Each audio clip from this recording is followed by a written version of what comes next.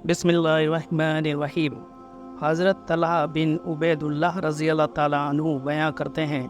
اہل نجد میں سے ایک شخص رسول اللہ صلی اللہ علیہ وسلم کی خدمت میں آیا۔ اس کے سر کے بال بکھرے ہوئے تھے، اس کی آواز کی گنگناہٹ سنی جا رہی تھی مگر سمجھ میں نہیں آتا تھا کہ کیا کہہ رہا ہے، یہاں تک کہ نبی صلی اللہ علیہ وسلم قریب آ گئے اور تو وہ اسلام کے بارے میں پوچھ رہا تھا۔ رسول اللہ صلی اللہ علیہ وسلم نے فرمایا، دن اور رات میں 5 نمازیں ہیں۔ کہنے لگا، کیا ان کے علاوہ بھی مجھ پر کچھ ہے؟ آپ نے فرمایا، نہیں سوائے اس کے کہ تو نفل پڑھنا چاہے۔ راوی نے کہا، رسول اللہ صلی اللہ علیہ وسلم نے اس سے رمضان کے روزوں کا ذکر فرمایا تو اس نے کہا، کیا مجھ پر اس کے علاوہ بھی ہے؟ آپ نے فرمایا، نہیں سوائے اس کے کہ تو نفل رکھنا چاہے۔ راوی نے کہا، اور آپ نے اس کو صدقہ زکوٰۃ کا بھی بتایا تو اس نے کہا، کیا مجھ پر اس کے علاوہ بھی ہے؟ آپ نے فرمایا، نہیں، ہاں اگر تو نفل دینا چاہے۔ چنانچہ وہ آدمی واپس ہوا اور کہہ رہا تھا، اللہ کی قسم میں اس سے زیادہ کروں گا نہ کم۔ تو رسول اللہ صلی اللہ علیہ وسلم نے فرمایا، کامیاب ہوا اگر ثابت قدم رکھا۔ جناب ابو سہل نافع بن مالک بن ابی عامر کی سند نے یہی حدیث روایت ہوئی ہے۔ اس میں ہے کہ آپ نے فرمایا، کامیاب ہوا قسم اس کے باپ کی اگر سچا ہوا اور جنت میں داخل ہوا، قسم اس کے باپ کی اگر سچا ہوا۔ جناب نافع بن زبیر بن مطمئن حضرت ابن عباس رضی اللہ تعالیٰ عنہ سے روایت کرتے ہیں کہ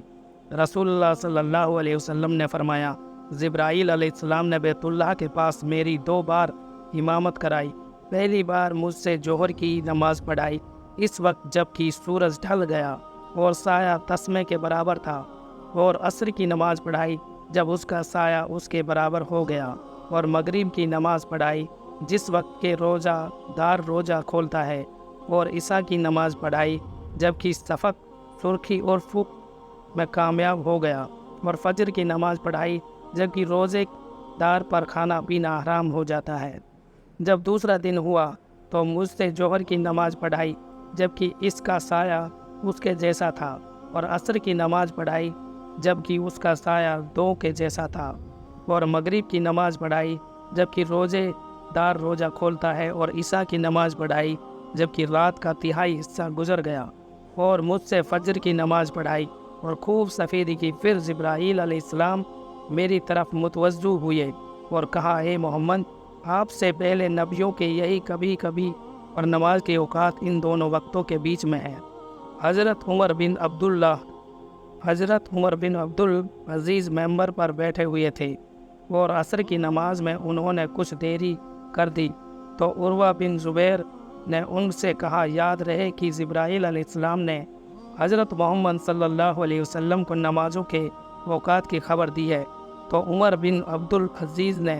ان سے کہا، اپنی بات پر ذرا غور کیجیے۔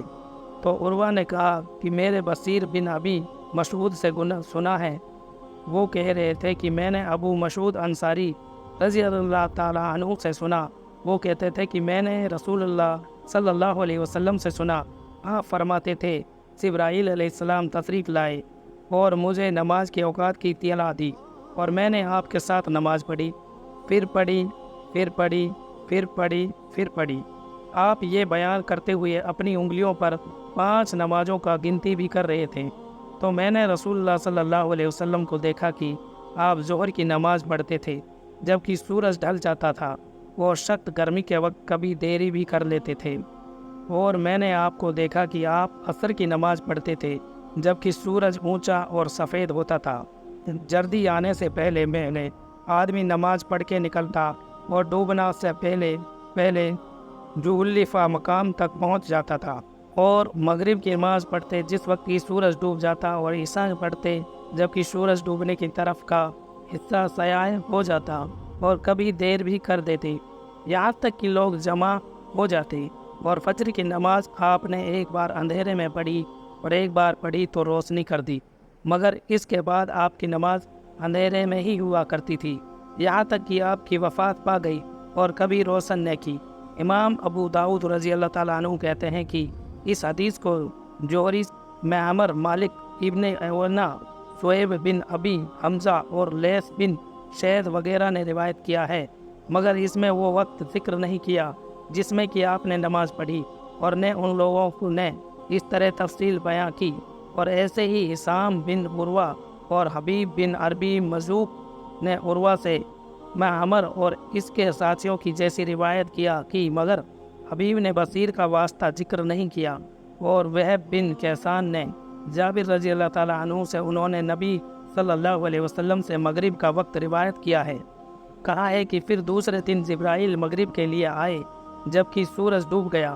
ایک ہی وقت میں، یعنی پہلے اور دوسرے دن کا وقت ایک ہی تھا۔ امام ابو داؤد رحمہ اللہ نے کہا، حضرت ابو ہریرہ رضی اللہ تعالیٰ عنہ نے بھی نبی صلی اللہ علیہ وسلم سے ایسے ہی روایت کیا ہے کہ یعنی پھر مجھے اگلے دن نماز مغرب پڑھائی ایک ہی وقت میں، اور اسی طرح حضرت عبداللہ بن عمرو بن العاص رضی اللہ تعالیٰ عنہ سے کی سند روایت ہوئی ہے۔